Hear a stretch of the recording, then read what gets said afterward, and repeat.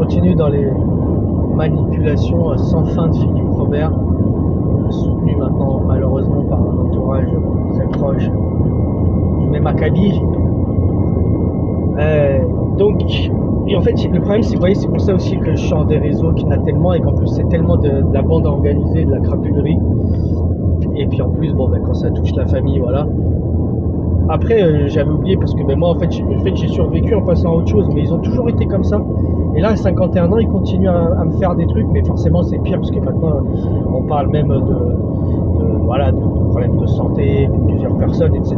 Tout ça, des choses assez graves. Et ils continuent. Donc, pour vous dire, par exemple, quand j'allais voir ma mère à l'appartement, ensuite il l'a mise dans une résidence, il ne voulait pas me donner les coordonnées de la résidence. J'allais à son appartement d'Aix quand je pouvais, puisque j'habite à 5 heures de route et j'ai une grande maison à m'occuper, très grande, avec un jardin, etc. Et je plante des fruitiers, des aromatiques, enfin voilà, et je vis seul, avec des woofers, donc voilà. Donc c'est beaucoup de travail et de responsabilité. Lui, il n'a rien trouvé de faire mieux. Donc la dernière fois j'y suis allé, j'ai fait des démarches pour elle, pour la mettre sous tutelle, ce que tout le monde m'avait dit, la police, machin, les aides à domicile, l'infirmière. Parce que tout le monde voyait que malheureusement, elle était devenue démente.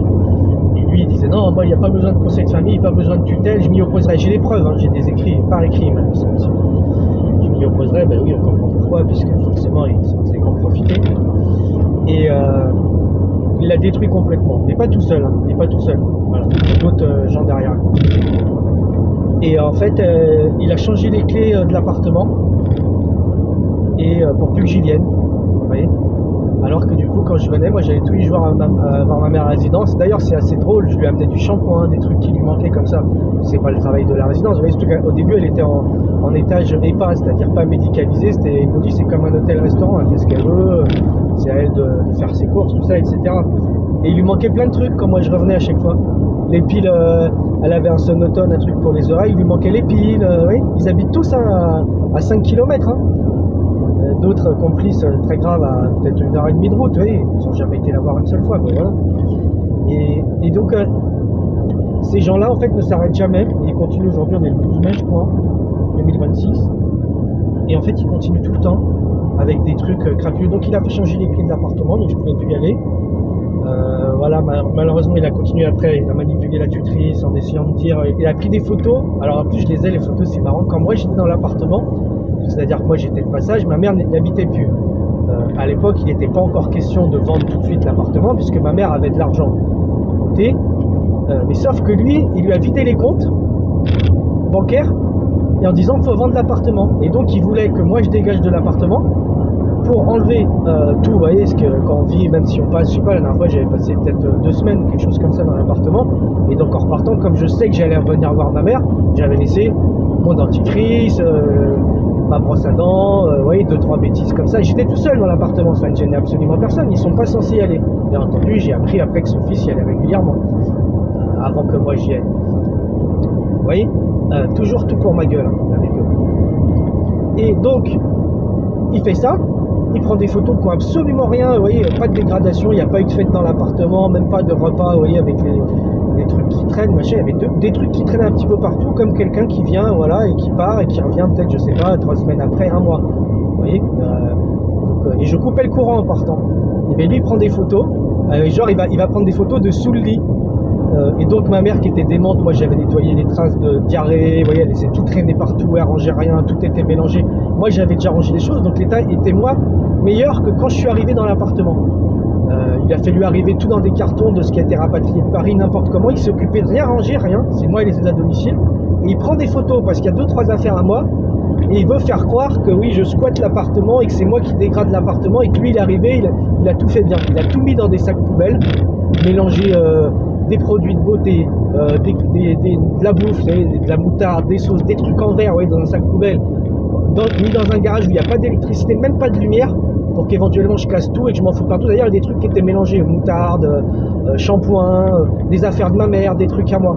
Voilà le type de manipulation que fait Philippe Robert, commerçant d'Evreux, de Mouille Mucho, anciennement les macarons de Caroline, à Aix, habitant Bouc-Bel-Air, avec le soutien officiel et par écrit de Michel Robert, joueur de pétanque, très connu, voilà, pour dire, être insupportable, se fâcher avec tout le monde sur les terrains de boule, être complètement, voilà. Résident lui à Bourg-Saint-Andéol et ancien banquier. Enfin, ancien banquier, cadre commercial, voilà, qui voulait se faire ronfler par des titres, mais c'est tout en fait. Voilà. Et donc, ces gens-là, malgré la maladie des gens, il fallait s'occuper, faire voir un autre chirurgien neurologue, ce que j'avais demandé, redemandé, etc., ont laissé pourrir toutes les situations, voilà, d'une personne très malade qui a été mise sous tutelle, d'abord sous sauvegarde en urgence, ensuite sous tutelle complète, alors qu'il s'y opposait, et continue, même au décès de cette personne, à faire des saloperies, à dire ah non, pas l'appartement, machin, il faut prendre des photos d'abord. Vous voyez, les mecs ils s'inventent des trucs, ouais. Il faut prendre des photos avant l'appartement, alors que moi j'ai besoin d'y aller pour les funérailles de ma mère. Vous voyez, je dois aller voir au funérarium et organiser les funérailles. Et bien entendu, pour les funérailles, qu'est-ce qu'il fait? Il était à peine décédé le matin qu'il était à une agence pompe funèbre, qu'il avait tout décidé tout seul. Et il m'envoie un mail et il me dit le culot de ces gens. Oui, voilà, j'ai fait ça, tout ça, j'aimerais qu'on puisse en échanger de manière constructive, machin. J'ai essayé de l'appeler, impossible de parler par mail. Dès que je lui dis, au fait, elle avait un caveau en région parisienne, tous ses amis sont là-bas, non, non, c'est bon, et il te raccroche le nez, le mec. Et, comme ça. Et ils ont fait ça, je le dis parce que c'est pas pour me plaindre ou quoi, je m'en fous, moi. Ils faisaient ça quand j'étais adolescent et gamin, pareil, quoi. Sauf qu'après, moi, j'ai fait ma vie, oui, j'ai réussi, j'étais cadre, machin, j'ai réussi, c'est des trucs. Mais toujours, ils me pourrissaient la vie, même quand je vivais. Ils me pourrissaient, ce qui fait que moi, je sortais, j'étais obligé d'aller traîner pour pas rester avec ces gens-là, en fait. Et, vous voyez, et là, à 51 ans, j'ai les preuves de ce qu'ils font. Forcément, des preuves d'il y a... Bon, j'en ai pas cherché, parce que j'ai pas porté plainte à l'époque. Vous voyez, en plus, il n'y avait pas d'autres délits comme aujourd'hui, les violences psychologiques, tout ça. Les gens portaient beaucoup moins plainte à l'époque. Certainement pas assez. Puis bon, vous êtes jeune, vous faites votre vie, vous dites bon, bah, c'est comme ça, ma famille elle est toxique. J'en ai parlé à plein de gens qui déjà à l'époque m'avaient dit, et même après, ouais, tu devrais couper, voilà, des amis aussi bien que des personnes qui conseillent officiellement, quoi. Quand je leur racontais, je sais pas, juste 3-4 trucs, pour eux, ils voyaient bien que c'était une famille pas normale, toxique, mais pire que toxique, vous voyez, c'était même pas le mot toxique, c'est carrément faut couper. T'as des gens, ils sont toxiques, bon, tu peux rester un peu avec. Eux, c'est pire que toxique, c'est de la maltraitance en bande organisée, en fait. Qui dure. Et encore une fois, je dis, là je parle de ça parce que c'est pour les faits récents. C'est pas pour quand j'étais gamin. À côté de ça, du coup, je suis sorti, j'ai rencontré plein de gens. Bon, c'était pas toujours facile, mais j'ai vécu, j'ai quand même bien vécu, voilà. Donc, j'étais pas enfermé, voilà, du coup. Donc, même s'il m'arrivait d'être puni de sortie plus jeune comme tout le monde, mais en tout cas, c'est pas ça dont je me plains du tout, non. C'est carrément des maîtres, où pas le droit à la parole, on décide tout pour toi, mettez-toi, machin, etc. Et même là, quand il y a des funérailles organisées, on n'est que 2 héritiers. Le mec continue la même chose. Exactement la même chose. Et je lui dis, et ça n'arrête pas. Et ça m'habille dans mon dos. Et quand j'appelle Michel Robert, qui est donc le père de Philippe Robert, ah oui, mais c'est toi, tu fais chier tout le monde. Ah oui, non, non. Et je lui dis, mais c'est ton fils, tu peux pas l'appeler, le raisonner un peu. Ah non, tu me fais chier. Et après, ça part en insulte. Il a même essayé de prendre sa défense quand il lui a vidé les comptes en juillet 2024. Il me dit, alors au début il dit rien, il s'en fout, etc. Moi je l'ai appris qu'un mois après, bien entendu. Officiellement, un relevé de compte, ça, et du coup il l'a fait enregistrer chez un notaire, tu vois, comme un prêt. J'ai entendu, mais pas le jour même, hein, il prend l'argent, non, il fait faire des virements à ma mère démente. Et après, peut-être qu'il y a un avocat qui l'a conseillé, en fait, monsieur, donc voilà. Et l'autre il me dit, quand on voit que je fais la demande de tutelle, machin, etc., parce qu'il me disait, ouais, tu la feras pas la demande de tutelle. Je vous dis, tout le temps, c'est quoi, n'importe quel sujet, c'était un incapable, clochard, où t'as aucune crédibilité, ouais, tu parles, mais tu feras pas les choses, alors qu'en plus, c'est exactement ce qu'ils font. Eux, ils ont aucune parole, ils passent leur temps à mentir, à manipuler. Je veux dire, tu peux les écouter, mais ce qu'ils disent, ça vaut absolument rien, quoi. Et ils me disent ça à moi. Et donc quand il voit qu'effectivement, j'ai bataillé, parce qu'il m'a mis des freins pour voir le médecin expert, j'ai bataillé, ça freinait, il faisait des trucs avec la résidence qu'il a choisie lui, comme par hasard. Résidence du groupe EMRA d'ailleurs, Éléonore Aix-en-Provence, où j'ai appris malheureusement trop tard que ils ont des procédures contre eux aussi, ça doit être le hasard, et pas qu'un peu, partout en France, où ce qui les intéresse, c'est seulement le fric. Bizarre, c'est le même fonctionnement que mon frère. Ils intéressent juste de vider les comptes, vendre l'appartement, etc., etc. Donc c'est pour ça qu'il voulait absolument que je quitte l'appartement, pour le mettre en vente le plus vite possible. Et après, donc, il suit son délire tout seul, il change les clés sur un machin, etc. Et donc après, une fois qu'il a tout changé les clés, machin, on fait un peu de ménage, il dit voilà, maintenant, Sébastien, tu vois, je suis un champion, l'appartement est prêt à être mis en vente. Mais il n'était pas question de vendre l'appartement de ma mère. Déjà, au départ, ça faisait 2 mois qu'elle était dans une résidence de rente. Même pas, à peine elle y rentrait, elle voulait déjà vendre l'appartement d'ailleurs. Et alors qu'elle avait des sous sur son compte, vous voyez, elle avait de l'argent sur son compte. elle rendait dans une résidence, elle ne savait pas si elle allait rester, parce que si elle lui allait l'avant, ça lui allait pas. Elle voulait partir, elle était à l'accueil, j'ai une attestation. D'ailleurs, ils m'ont dit, on n'est pas en état de la garder, son ancienne résidence, vous comprenez. Et là, elle est restée chez Emra. Par contre, eux, ça leur posait pas de soucis. On encaissait 5 000 € par mois à l'étage hôtel. Ils n'en avaient rien à foutre. L'autre résidence professionnelle m'ont dit, l'état de votre mère, et j'ai l'écrit, on ne peut pas la garder, il lui faut quelque chose, un établissement spécialisé. Et lui, pareil, elle n'a pas été traitée en établissement spécialisé pour ses problèmes de dépression, de ménagome au cerveau, de démence, de chute. Elle n'a pas été du tout traitée comme il fallait, avec le résultat. Voilà. Ces gens, je vous dis, non. Et c'est pour ça que je comprends, c'est pas les seuls. C'est pour ça que je vois d'autres personnes qui racontent sur plein de gens en France comme ça. On est entouré de gens comme ça qui sont des crapules. Et moi, je les connais bien parce que c'est dans ma famille, en fait. Et je vous dis, moi, j'ai jamais non plus voulu couper contact totalement. Faut dire, on m'a invité à Noël. Et ce qui d'ailleurs, ma mère, toujours, gardait un minimum de contact. Et ils ont été depuis longtemps. Ça, je vais pas m'étendre là-dessus. Mais je sais, parce que c'est ma mère, elle m'a élevé, j'allais même avec elle au travail quand j'étais petit, etc. Elle m'aimait beaucoup et on est très proches, ma mère et moi, sur beaucoup de points, vous voyez, sanguins, physiques, etc. Alors que c'est les deux crapules qui sont, eux, ils sont très proches. Et ils ont réussi à faire ça. Là, je pense que les deux, en tout cas, depuis très longtemps, à écarter ma mère contre moi, à monter ma mère contre moi, par sorte de jalousie. Ma mère l'a dit, j'ai des preuves, des souvenirs, des choses qui se sont passées, etc. C'est-à-dire que ma mère était une femme normale, avec ses qualités, ses défauts, mais belle, pas trop bête, etc., etc. Et ils ont réussi, oui, c'est là que ça touche les sujets de sorcellerie, tout ça, et là les gens forcément des fois comprennent pas ce que je veux dire. Mais en tout cas, la manipulation, ça, c'est assez proche de la sorcellerie, donc on peut dire les manipulations, à tout faire pour monter ma mère contre moi tout le temps. Et après, donc effectivement, ça c'est quand j'étais plus jeune, souvent c'était comme ça à 3 contre moi, quand c'était pas un, c'était les autres, c'était le jeu. Et en plus, ils allaient pas bien eux, hein. Ma mère était dépressive, la pauvre, mais forcément, une mère, quand vous la détachez de son fils, dont en plus elle est très proche, sur plein de points, son petit dernier, ben oui, alors après mon père s'est barré plein de fois, il est revenu, il est reparti, enfin voilà, je veux dire ça c'est Michel Robert qui donne des leçons, qui donne des leçons à toi, qui me dit à moi que je suis un nul, machin, que c'est moi le méchant, avec tout ce qu'il a fait faire, oui, c'est ça le culot de ces gens-là. Quand je vous dis le culot, et c'est pareil chez certains entrepreneurs, vous voyez, qui ont un culot énorme, ils montent surtout, ils font du storytelling, tout ça. Mais je savais pas que on pouvait le faire en famille, en fait, à ce point-là. Je pense que j'avais pas fait le rapprochement. Aujourd'hui, je fais le rapprochement parce que je vous dis, les émissions arnaques, les émissions sur les criminels, vous voyez, il y en a d'ailleurs, ils sont possessés derrière, il y a des sorcières, etc. Il y en a dans le Dordogne, c'était le cas. Ils n'ont pas approfondi l'émission, mais c'est factuel, les enquêteurs, ça, tout le monde dit oui, ils fréquentaient ces sorcières, etc. Machin. Voilà, après, il a commis des crimes et tout. C'est complètement dément le fait de ne pas s'arrêter et de faire des saloperies comme ça. Et oui, en toute impunité, parce qu'effectivement, alors ils passent des coups de fil, des fois ils s'imaginent, comme tout le monde, ils finissent en prison, mais vous voyez, ils appellent des avocats, ils prennent des gens un peu comme eux, qui magouillent, des gens qui n'ont aucun scrupule sur rien, vous savez, c'est ce qui correspond en fait, c'est très à la mode, croyance n'est pas de croyance limitante. Contrairement à ce qu'on peut penser, souvent c'est comme ça qu'ils recrutent et qu'ils font être les gens des salopards et des salopardes. C'est quand ils disent aux gens pas de croyance limitante, en gros c'est oui, il n'y a pas de bien, il n'y a pas de mal, vous voyez, toutes ces choses-là, pas de Dieu, pas de péché, pas de... Tout ça c'est des croyances limitantes et je l'ai vu, ils le disent en vidéo aujourd'hui plusieurs, ça par contre c'est des gens dont je suis pas proche, et pour certains j'ai même jamais rencontré, et là j'ai un peu échangé avec, pas échangé, peu importe, c'est ce qu'on appelle des youtubeurs, des influenceurs qui te vendent des trucs business, etc. Ils ont cette même philosophie-là. Vous voyez, n'aie pas de croyances limitantes, ment tout le temps, tout ça. Et aujourd'hui, c'est hallucinant comment, en fait, d'ailleurs, je fais un petit écart, mais je vais revenir sur mon cas, comment beaucoup de business est basé sur les mensonges, et c'est ça. Donc, pour revenir, c'est eux, ils sont exactement comme ça. Mais ce qui me déçoit le plus, c'est en fait, vous voyez, j'ai vu ma mère malade, j'ai vu un mort-vivant, elle tombait, elle avait des trucs, elle se souvenait plus de ce qu'elle faisait, elle savait plus de rien, où était son téléphone qui était devant elle. Elle peut avoir ces moments normaux, elle se souvient que je suis son fils quand même, etc. Mais depuis très longtemps, vous voyez, malgré avec tout ce qu'ils lui ont mis dans la tête, puis 2 secondes après, on voit une personne qui a besoin de soins, qui est malade. Moi j'étais là, j'essayais de tout faire, à manger, l'amener ici, faire ça, etc. Je l'ai mené chez le médecin, on l'a fait hospitaliser et tout, hein, moi quand même, on l'a fait réhydrater, vous voyez. Et c'est pour ça qu'elle aurait pu tenir beaucoup plus longtemps et être soignée. Et vous aviez les ordures derrière qui étaient là.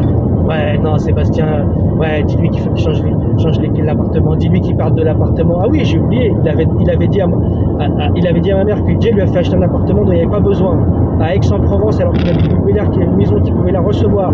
Mon beau-père paxé de ma mère, décédée en 2023, paix à son âme, avait un cancer. Ils avaient tous les rendez-vous médicaux sur Paris parce qu'ils sont de Paris, tous. Il était suivi par des plus grands grâce à sa sœur, qui est quelqu'un de connu, je sais plus le nom tout de suite, mais c'est pas le plus important.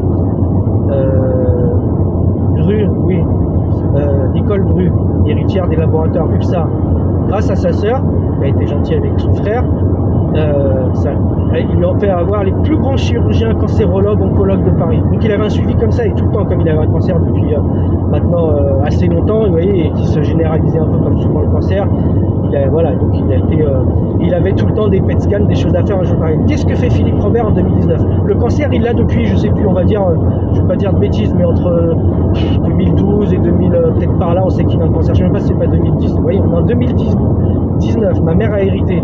Elle vend la maison de l'île de Ré parce qu'elle ne peut pas se rendre. D'ailleurs, pareil, elle a hérité de mon oncle, je suis parti en vacances avec elle, etc. Il m'adorait, etc. Et après, ils essayent de dire des trucs. Ouais. Et donc, pareil, j'ai des bons souvenirs avec lui, faire du vélo dans les marais, etc. Voilà, c'était quelqu'un de très bien, lui soigneux, précautionneux, il prenait soin de ses affaires, tout ça. Et c'est pour ça que ma mère a pu hériter de ça, parce que voilà. Et 2019, elle vend l'île de Ré. Mon frère, elle n'est même pas joué, si ça venait juste d'être vendu, je pense. Donc, ouais, voilà, elle était vendue en juillet. Et il devait manipuler depuis quelques temps pour lui faire acheter, parce qu'elle m'en avait parlé à moi. Je lui ai dit, mais écoute, ça sert à quoi? Tu peux pas t'y déjà, tu peux plus. Et oui, il vendait l'île de Ré parce qu'il n'était plus en mesure de conduire assez avec ses soucis de santé. Ma mère n'a jamais conduit sur l'autoroute de sa vie. Donc, elle faisait les petits trajets en voiture, vous voyez, pour aller au supermarché, tout ça. Jamais. C'est pas dur, hein. C'est pas qu'elle était démente avant, c'est qu'elle avait choisi, elle avait un peu peur sur la route, et comme elle avait mon père avant, tout ça, et elle n'a jamais conduit sur l'autoroute. C'est factuel, enfin peu importe. Donc c'était Gérard, son âme, qui conduisait pour venir à l'île de Ré, il n'était plus en état. Donc ils ont vendu l'île de Ré. Et là, le truc que j'avais dit à ma mère, mais profite. Ils ont vendu une maison sur l'île de Ré. Bon, c'est pas la plus chère non plus. C'était une maison, on va dire Phoenix, quoi. Mais en tout cas, c'est ça d'ailleurs, c'était une maison Phoenix à la base. J'avais fait faire bien un jardinier, faire plein de trucs, couper l'arbre. D'ailleurs, pareil, mon frère s'occupait de rien là-bas. Donc, mais c'est incroyable ces gens. Il est incroyable. C'est pour ça que je suis bon. Et restez calme. Et donc, il fait acheter à ma mère, avec des vues certainement, un appartement sur plan à Aix-en-Provence, lui. Alors que ma mère, déjà, bon, lui, c'est vrai qu'il aimait bien la prendre pour une boniche pour garder ses animaux, ses enfants quand ils étaient plus jeunes, etc. C'est un spécialiste d'utiliser les gens. Voilà. Comme mon père, d'ailleurs, c'est aussi pour ça qu'ils m'ont écarté beaucoup de ma mère, parce qu'en plus, mon père, quand il est revenu, la première fois qu'il a quitté ma mère, je crois même que je lui avais dit, parce qu'en fait, ça se voyait, mon père, il est revenu, qui a quitté ma mère, que j'avais 15 ans, il est revenu, parce que ça se passait mal avec sa copine avec qui il a eu un gosse, voire très mal apparemment, voire très très mal, et il est revenu, ma mère l'a repris.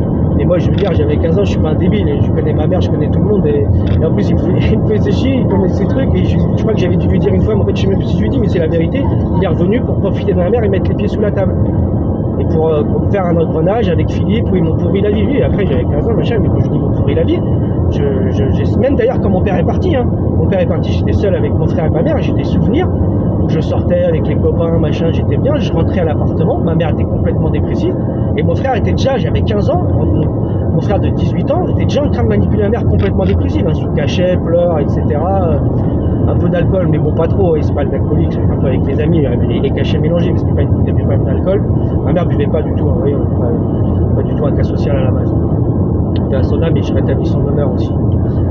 Et donc, et déjà il faisait ça, vous voyez. Et moi à l'époque j'en parlais pas aux gens. D'ailleurs, une fois j'en ai essayé d'en parler à des gens, la vie est très drôle. Des années après, dans la vingtaine, une fois pareil, ça allait trop loin, je l'ai parlé à des amis de ma mère, je me rappelle très bien, j'avais été les voir, ils m'avaient dit, etc. Non seulement a priori ils n'ont rien fait, ça n'a rien changé, mais là je disais ouais quand même ça va loin, ça touche à ma santé, je ne peux même pas dormir tranquillement, je peux rien faire, je me fais insulter, harceler en permanence, dénigrement, dès que je pose un truc sur la table pour travailler on m'en empêche, je veux me reposer 5 minutes on m'en empêche, enfin c'est vraiment la maladie mentale avec les preuves, enfin ce qu'ils font aujourd'hui c'est tout à fait cohérent quoi. Ils s'approprient tout à chaque fois pour ça c'était mon grand frère dès qu'il y avait un truc voyez, de mes parents qui changeait ou quoi c'était pour lui. Et bien c'est comme ça machin, et comme il était plus grand, mais des fois il nous arrivait, moi je n'aime pas me battre spécialement, il nous arrivait de nous battre à cause de ça, mais bon, forcément plus grand 1m80 donc il prenait le dessus, il me maîtrisait en fait quoi. Et donc j'ai appris en fait à m'écraser tout simplement quoi, et à subir à chaque fois ces crapuleries, et des fois j'avais tellement les nerfs, vous voyez, j'avais des sortes comme ça de crises de nerfs, c'est pour ça que j'ai eu des problèmes de santé.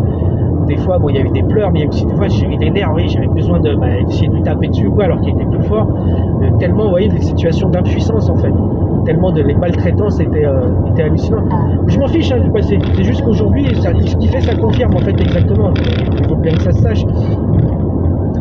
Et donc, il fait acheter cet appartement à Aix-en-Provence. Et là, ça a été le début de ma fin. Moi, 2019, j'ai revu ma mère. Il n'y avait pas de chute. Il n'y avait pas de chute, il y avait 0 chute. Il y avait des petits problèmes parce que j'avais signalé à son médecin traitant dès 2017, voilà, et comme elle venait d'hériter, oui, ça n'aurait pas été très grave, ces petits vous allez voir, c'est très beau ce que je vais vous raconter. Ces petits soucis n'auraient pas été très graves si elle n'avait pas hérité. Mais comme elle avait hérité d'environ 1 million d'euros, et surtout, le comportement de mon frère, parce que quand elle a hérité ma mère, machin, avec mon frère on se parlait déjà plus, parce qu'il avait fait un coup monté en 2013, je devais aller voir ma mère justement chez lui à Aix, et je l'ai entendu, je venais avec mon chat, et il avait dit non, tu prends pas ton chat, etc. Du coup, je n'étais pas allé voir ma mère. Il m'avait, donc c'était une belle provocation quand même, je l'avais insulté, et vous savez ce qu'il a fait après? M'empêcher déjà de voir ma mère en 2013 hein, pour un petit chat, alors qu'il avait un chat et un chien qui s'entendaient bien, vous voyez, donc il n'y avait pas de souci, et mon chat pareil, 4 mois, voilà, il n'y avait aucun souci, hein. D'ailleurs, il a eu un accident à cause de lui. Et tout est comme ça hein, dans ma vie, c'est incroyable. Enfin, pas tout, non, parce que justement, je me suis écarté quand même, et du coup, voilà, j'ai pu faire des choses à chaque fois que c'était pas avec eux, on va dire, que c'était pas impliqué, ou que j'étais pas dans leur énergie. Et c'est réellement ça, hein. Des fois j'y allais même passer que quelques jours ou quoi, je repartais, il m'est même arrivé de repartir en pleurs à l'âge adulte, quoi. Tellement c'est démentiel ce que je vivais. Et en plus, vous voyez, dans l'entourage, personne ne fait rien. Donc effectivement, je n'en avais pas parlé à tant de personnes, mais il y a des personnes, ils le voient, vous voyez, où ils sont aveugles, ils ne voulaient pas voir, enfin peu importe, maintenant ils savent.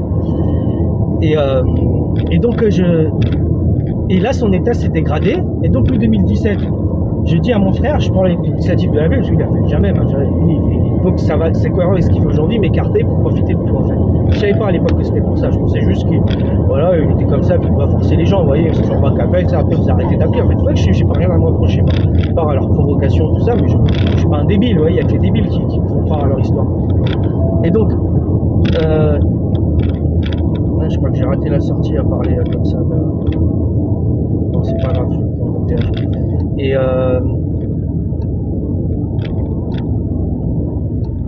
Et donc je dis à mon frère, bah écoute, là il y a de l'argent, maman elle a hérité d'une grosse somme, tu le sais. Ce qui se passe souvent, que moi je connais ayant fait du droit, le milieu comme ça un peu, et de la gestion de patrimoine un peu de temps. Donc du coup, je sais très bien qu'il y a beaucoup d'histoires quand les gens essaient de profiter. D'ailleurs, c'était déjà un peu le cas de mon oncle. Hein. Mon oncle, il faut savoir que ma mère a été de mon oncle en grande partie grâce à moi, parce que je l'avais alerté, j'avais senti des trucs bizarres, que des gens autour essayaient, vous voyez, ils leur laissaient la maison de vacances alors qu'elle nous pas trop, justement, cette maison de Villerée, enfin des choses bizarres. J'ai dit maman, moi je suis loin parce que j'habitais dans le sud, prends contact avec Roger, lui il était à Paris, elle est en région parisienne. Et voilà, garde bien le contact parce que voilà quoi. Et il l'avait fait, et donc effectivement c'est ma mère qui a hérité. Mais c'est drôle parce que déjà à l'époque, je pense qu'il y avait quand il y avait mon oncle qui était vivant, il y a déjà des manœuvres de mon frère pareil qui a essayé d'amadouer mon oncle, vous voyez, pour avoir des donations pour lui, sa fille, ses enfants, comme il a fait avec ma mère après d'ailleurs. Et je crois qu'il n'y a pas réussi. Enfin, en tout cas, on verra. Mais je devrais pas dire ça parce que du coup il va dire ah tiens il le sait pas, et ça se trouve mon oncle en a fait. En tout cas, dans la succession on n'en a pas parlé, donc ça peut être d'ailleurs intéressant de voir maintenant comment ça, je vais le noter. Et donc il lui fait acheter en 2017, il me dit oui, pas de souci. Enfin, je dis ouais, il faut qu'on se reparle, il faut au moins qu'on ait un minimum de contact, sinon il y a des vautours autour qui vont en profiter. Il me dit oui, c'est vrai. Donc là au début, oui, mais quand même assez distant, mais il me dit oui. Donc on s'appelle, on part un peu pour l'île de Ré. Oui, il y a toujours des choses à faire dans cette maison où mon oncle pareil était malade à la fin, donc il n'y allait plus, pas entretenu, le jardinier qui se gavait sur les factures, qui venait même pas faire les choses. Et pareil, on dit qu'il n'y a que des crapules partout. Tout le monde le sait à l'île de Ré que le mec faisait ça, il prenait les résidences secondaires des gens, il leur disait voilà, je vous facture un entretien, et en fait il venait juste faire un petit coup avant que les personnes arrivent. Et par contre il facturait des factures à l'année, ça faisait 1500 balles, notamment il y avait quasiment rien de fait. Je l'ai vu parce qu'après il facturait même des choses que j'avais fait moi. Voilà, mais j'ai incroyable. Et pareil, le mec plein d'immobilier, plein de trucs, magouilles et tout. Mais jardinier pourtant, il est partout. Et c'est pas que les avocats et les flics, c'est pas vrai. C'est que les gens deviennent tarés complètement, quoi. Et donc, il me dit oui, mais sauf que, en fait, je vois qu'il continue à être distant et à me refaire des manipulations. Ah oui, il me dit, vous savez ce qu'il dit? Oui, d'accord. Il me dit, bon, ben là, par contre, quand tu viens, on va venir sur l'île de Ré, ouais, donc avec lui, sa femme, ses enfants, à 4. La maison est grande, il y a de la place, il y a même, on peut mettre des tentes dans le jardin, etc. Oui, je préfère que tu sois pas là. conflit. Et donc il a recréé des conflits, donc on s'est un peu engueulé, du coup on se parlait plus trop. Après mon beau-père qui était alcoolique un soir m'a agressé, donc je me suis défendu, voilà. Je l'ai juste maîtrisé, il n'y a rien de grave. Lui il a été faire des mains courantes dans mon dos. Je sais même pas le contenu exactement, mais je les ai vus après, ma mère m'a montré ces papiers-là. Des mains courantes agrafées en parlant, en mettant la main de Bouc Belair. Alors que mon frère, je le voyais pas, il n'y avait pas eu de violence entre mon frère et moi. Puis je dis, il est plus grand que moi, etc. Bref, l'inversion des gens. Et je sais pas ce qu'il a fait à la gendarmerie de Bouc Belair, mais il a été faire une main courante en parlant de